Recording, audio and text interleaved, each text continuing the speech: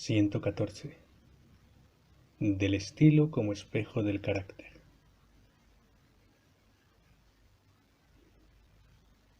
Preguntas por qué en ciertos tiempos prevaleció un estilo degenerado y cómo se inclinaron los ingenios a ciertos vicios, de modo que unas veces estuviera en boga un desarrollo inflado y otras el corto y reducido a la forma de los cantos. ¿Por qué en unas ocasiones agradan los sentimientos audaces e increíbles, y en otras las sentencias cortadas y enigmáticas en las que hay que entender más de lo que se dice? ¿Por qué hubo una época en que se usaba de la metáfora sin medida?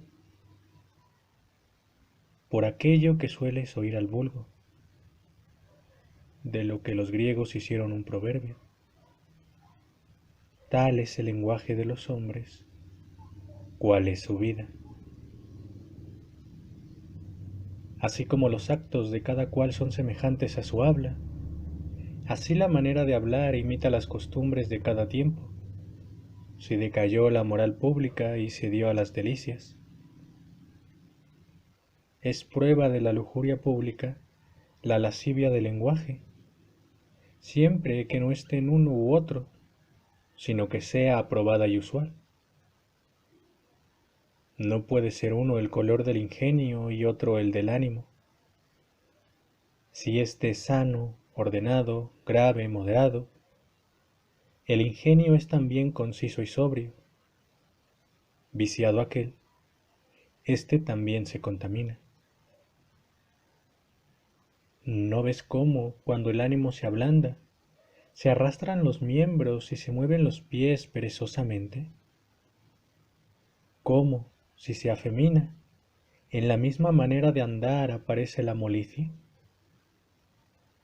Si es ardiente y confiado, ¿no acelera el paso? Si se enfurece o, lo que es semejante al furor, se irrita, ¿no se turba el movimiento del cuerpo que no va, sino que lo lleva?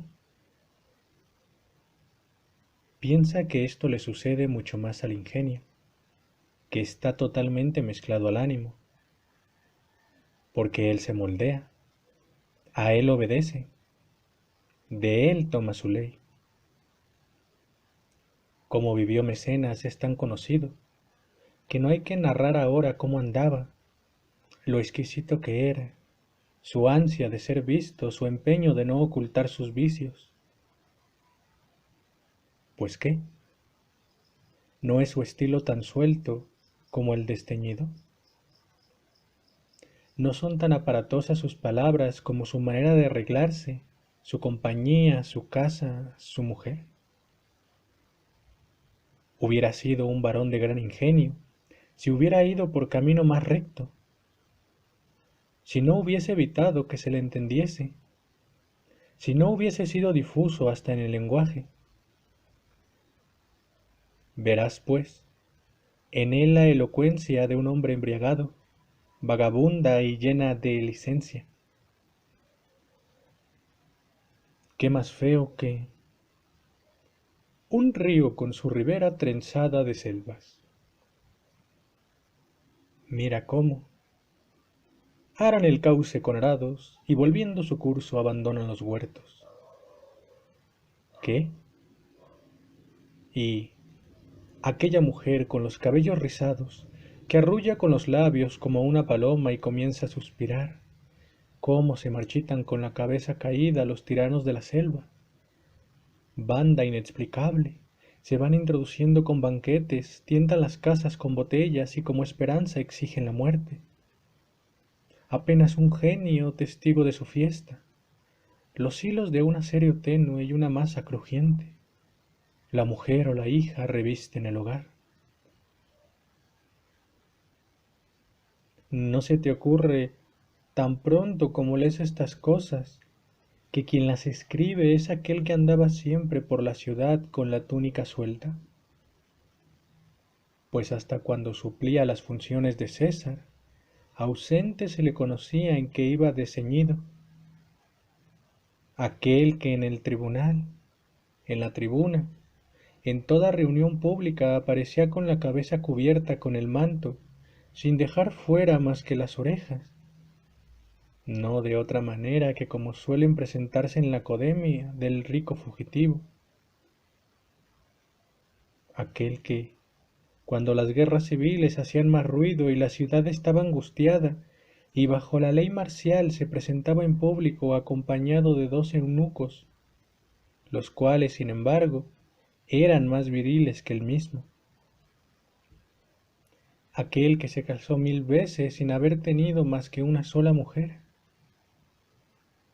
Esas palabras, tan improbamente construidas, tan negligentemente soltadas, colocadas tan en contra de la costumbre de todos, manifiestan que también sus costumbres eran no menos nuevas, malas y singulares. La mayor alabanza que se le tributa es la de su mansedumbre. Fue parco con la espada, se abstuvo de la sangre, y no manifestó lo que podía en ninguna otra cosa más que en el libertinaje. Pero esta misma alabanza que le corresponde, la echa a perder con las extravagancias de su estilo, porque por él aparece que no era humano, sino blando. Esto es lo que hacen patente a cualquiera los rodeos de un estilo, las expresiones invertidas, sus admirables sentimientos, frecuentemente grandes, pero que se enervan al ser expresados. Cabeza la suya, trastornada por la excesiva felicidad. Suele este vicio ser a veces de un hombre, a veces de una época. Tan pronto como la felicidad difunde ampliamente la lujuria, comienza a tenerse más cuidado de la apariencia de los cuerpos. Después, se cuida más del ajuar. Luego se invierte el cuidado en las mismas casas para que se agranden con la amplitud de un campo, para que resplandezcan las paredes con mármoles traídos de más allá de los mares, para que se adornen con oro los artesonados, para que la brillantez de los pavimentos responda a la de los techos. Después, se transfiere la opulencia a las cenas, en las que se obtiene el encomio con la novedad y la mutación del orden acostumbrado, de modo que lo que solía acabar la cena se ponga primero, y lo que se servía a los que llegaban se les dé cuando se van. Cuando el ánimo se acostumbró a fastidiarse con lo habitual, y tuvo por vil lo de ordinario, busca también en el estilo lo nuevo y ya resucita y profiere palabras antiguas y olvidadas, ya forja otras desconocidas o les da nuevo sentido. Ya se tiene como un acicalamiento la metáfora audaz y frecuente, lo que desde hace poco está haciendo mucho ruido. Hay quienes cortan el sentido y esperan que sea grato que dejen pendiente la sentencia y que el oyente sospeche de su falta de agudeza. Hay quienes lo entretienen y alargan. Hay quienes no llegan hasta el vicio, porque esto es necesario al que intenta hacer algo grande, pero aman el vicio.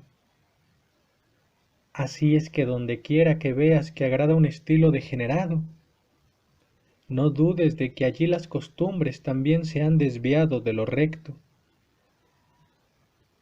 Así como el lujo de los convites y de los vestidos es indicio de la enfermedad pública, así el libertinaje del estilo, si es frecuente, manifiesta que los ánimos de los que salen tales palabras han decaído. No debe maravillarte que esta corrupción sea recibida no solamente por el auditorio más sórdido, sino también por la gente más culta, porque distan entre sí por las togas y no por sus juicios. Más debe maravillarte que no sólo las cosas viciosas, sino los mismos vicios se alaben, pues siempre sucedió lo mismo. No hay ingenio que haya agradado sin necesitar de la indulgencia. Cítame el nombre famoso que quieras, Te diré lo que ha perdonado su época, lo que le disimuló sabiéndolo. Te citaré a muchos a quienes no dañarán sus vicios, a algunos a los que les aprovecharon. Digo que te citaré entre los de mayor fama y propuestos, para que se les admire, a algunos que, si los corriges, los borras, porque los vicios están tan entretejidos con las virtudes, que se las llevarían consigo. Añade ahora que el lenguaje no tiene regla cierta, lo cambia la costumbre pública que nunca permaneció mucho tiempo en lo mismo. Muchos piden palabras a otro tiempo, hablan como las 12 tablas. Para ellos Graco, Craso y Curión son demasiado refinados y recientes, y retroceden a Apio y hasta Coruncanio. Otros, por el contrario, como no quieren sino lo trillado y corriente, caen en fealdades. Lo uno y lo otro están corrompido de diverso modo, tanto a fe mía, como no querer emplear más que palabras brillantes, sonoras y poéticas, y evitar las necesarias y de uso corriente. Diré que tanto peca éste como aquel. El uno se cultiva más de lo justo, el otro se abandona más de lo justo. Aquel se depila hasta las piernas, este ni siquiera el sobaco. Pasemos a la composición. ¿Cuántos géneros te citaré en ella en los que se peca? Unos aprueban la quebrada y áspera. Si algo les salió más plácidamente, lo desarreglan intencionadamente. No quieren que haya unión sin rudeza. Piensan que es viril y fuerte lo que hiera los oídos por su desigualdad. Lo de otros no es una composición, sino una melodía. Hasta tal punto acaricia y se desliza suavemente. ¿Qué diré de aquella en la que las palabras se difieren y esperadas por mucho tiempo no vienen sino hasta el fin? ¿Qué de aquella lenta en su proceso, como la de Cicerón, inclinada, deteniéndose muellemente al modo que acostumbra, respondiendo a su costumbre y a su ritmo? No es la falta solamente en el estilo de las sentencias. Si son pequeñas y pueriles o desvergonzadas y más atrevidas de lo que se puede salvando el pudor, o floridas y demasiado dulces, o si salen en vano sin otro efecto que el de sonar. Estos vicios los introduce alguno, bajo el cual esté la elocuencia entonces, y lo demás lo imitan transmitiéndoselo el uno al otro. Cuando Salustino estaba en su gloria, las sentencias mutiladas, las palabras de cadencia inesperada y la concisión oscura fueron lo elegante. L. Arruncio, hombre de rara sobriedad, que escribió la historia de las guerras púnicas, fue salustiano y se esforzó en este género. Hay esta frase en Salustino: hizo el ejército con dinero. Esto es, lo reclutó con dinero.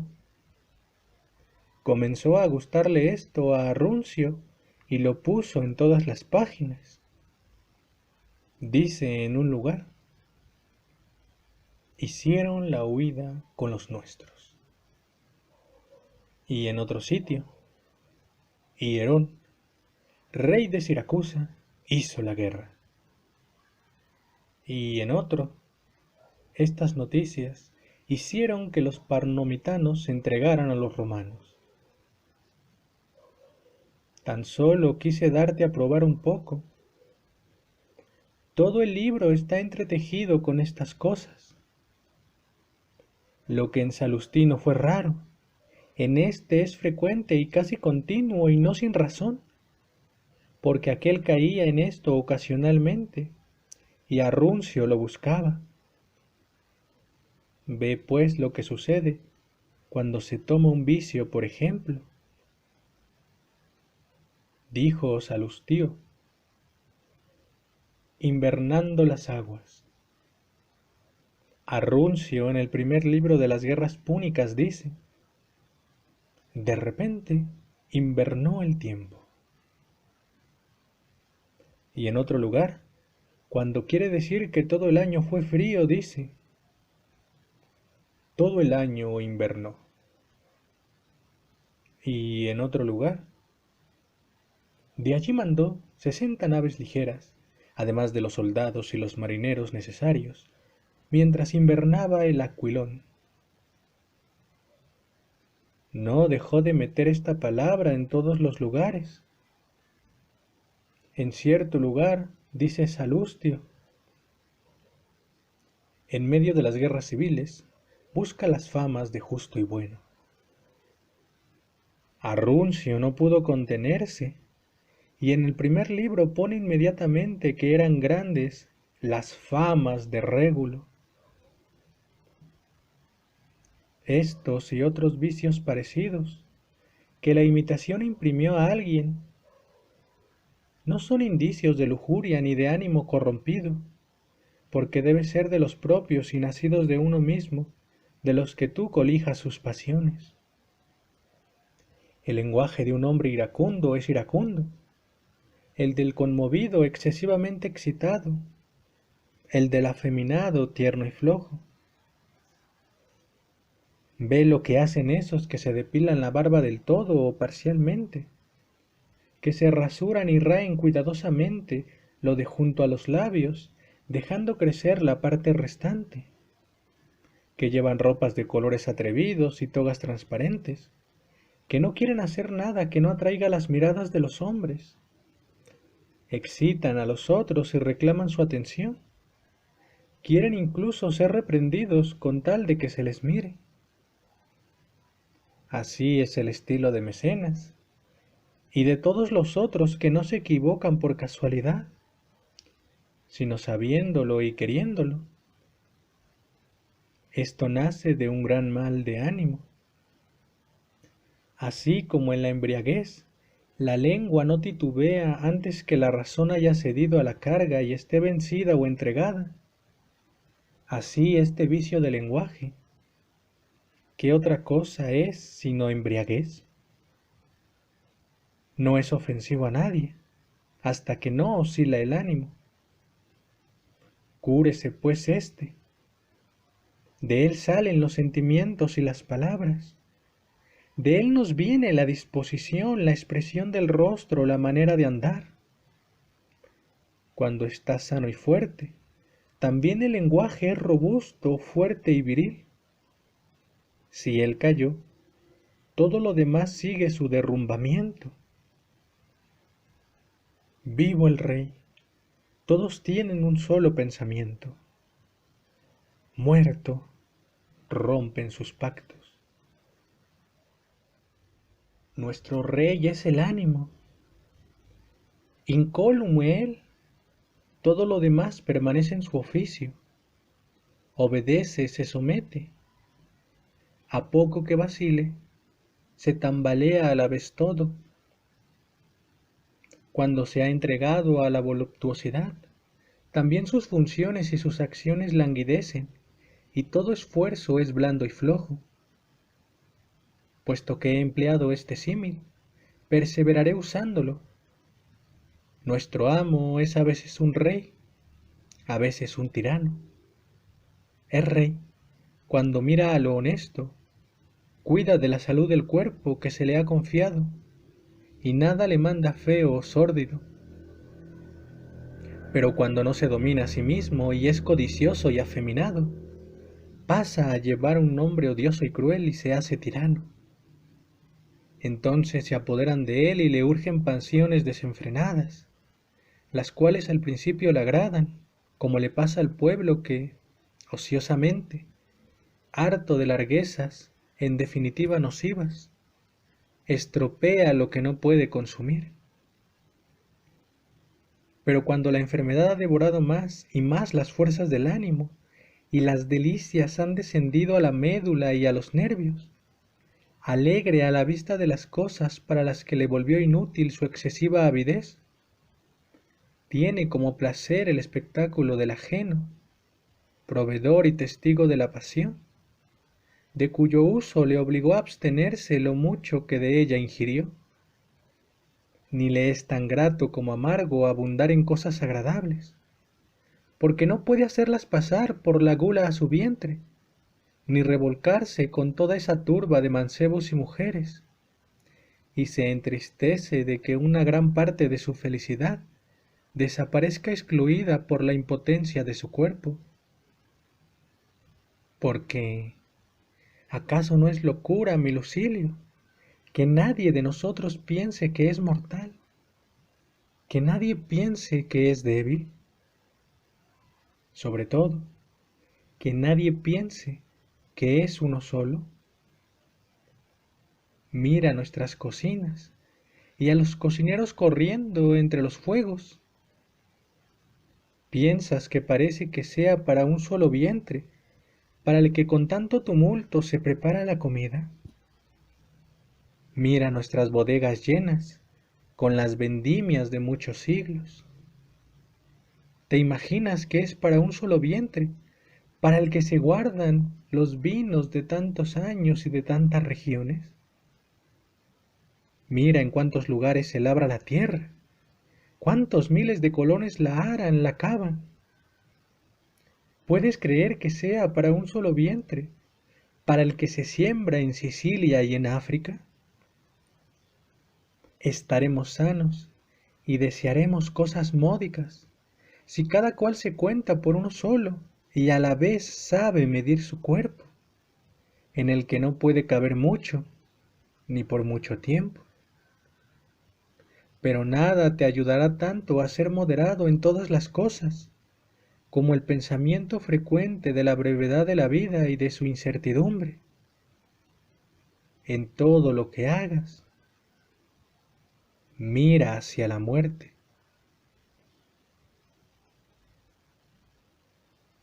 Ten salud.